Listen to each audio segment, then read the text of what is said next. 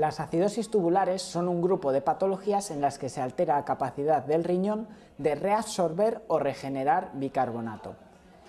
En la nefrona, el bicarbonato se reabsorbe en el túbulo contorneado proximal y se regenera en el túbulo contorneado distal.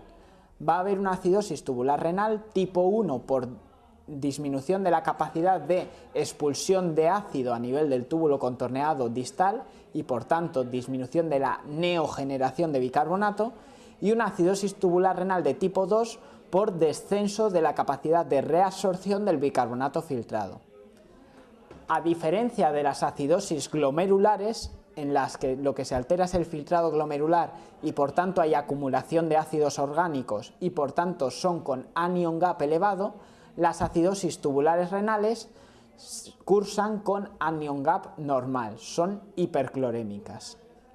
La acidosis tubular renal de tipo 1 o distal es una enfermedad autosómica dominante en la que se altera el intercambio en el túbulo contorneado distal de protones y potasios, de tal forma que se pierde la capacidad de expulsar protones y por tanto de regenerar bicarbonato, conduciendo a acidosis, y también disminuye la reabsorción de potasio, conduciendo a pérdidas renales de potasio. Por ello, la acidosis tubular renal de tipo 1 cursa con acidosis con hipopotasemia.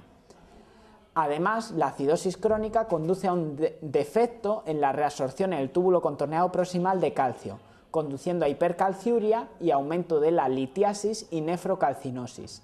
y por pérdidas de calcio a raquitismo renal. Entonces, la clínica de la acidosis tubular renal de tipo 1 va a ser clínica ósea con raquitismo renal,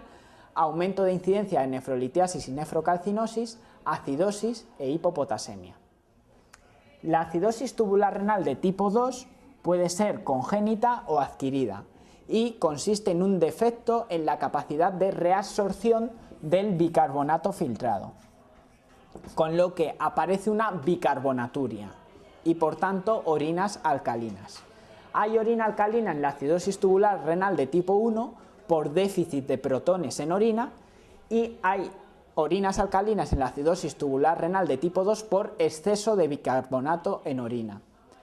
La acidosis renal de tipo 2 también provoca pérdidas de potasio y de calcio en orina, pero de menor intensidad que la acidosis tubular renal de tipo 1. Una diferencia importante entre la acidosis tubular renal de tipo 1 y de tipo 2 útil para el diagnóstico es la ausencia de acidificación de la orina en la acidosis renal de tipo 1 en respuesta a la sobrecarga de ácido. Si yo aporto un exceso de ácido al paciente, le provoco un descenso de su bicarbonato sérico,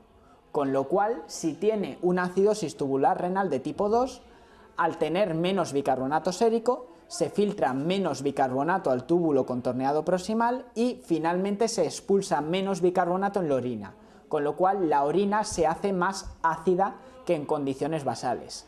En cambio, si tiene una acidosis tubular renal de tipo 1, el paciente tendrá más acidosis porque habrá bajado el bicarbonato sérico, pero al no alterarse la excreción de protones en orina, la orina persistirá siendo alcalina. Por tanto, la acidosis tubular renal de tipo 2 conseguimos pHs urinarios menores de 5,5 con la sobrecarga oral de cloruro amónico, mientras que en la de tipo 1 la orina sigue con pHs superiores a 5,5.